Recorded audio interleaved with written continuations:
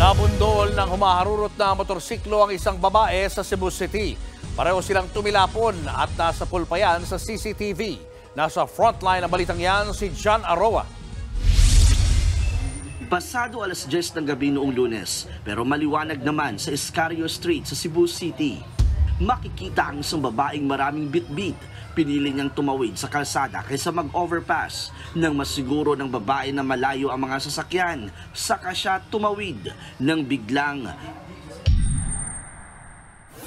dumating ang humaharurot ng motorsiklo at nabangga ang babae. Sa lakas ng impact, tumilapon pati ang rider. To the rescue agad ang mga nakakita sa disgrasya. Pareho silang isinugod sa ospital. Kinailangang tahiin ang nasugatang binti ng babaeng si Marivic Alpaza. Kwento niya, pauwi na siya nang maaksidente. Na-feel ako, na-blurred ako. Feel ko na blurred yung paningin ko. Dumilim yung aking paningin. Inabutan talaga ako. Grabe talaga. Nagkabali naman sa kanang kamay ang rider na si Hens Jason Kimiging. Ayon sa barangay, parehong may pagkakamali ang babae at rider.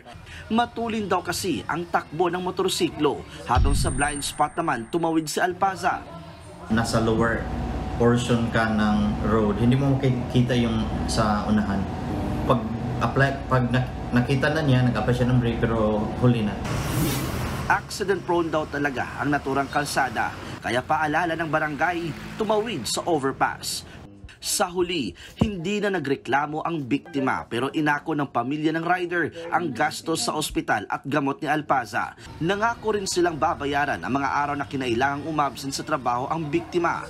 Nagbabalita mula sa frontline, John Aroa, News 5. Mga kapatid, Julius Babaw po. Iba na ang may alam at may pakialam sa panahon ngayon. Para sa frontline ng mga balita, mag-follow at mag-subscribe sa social media pages ng News 5.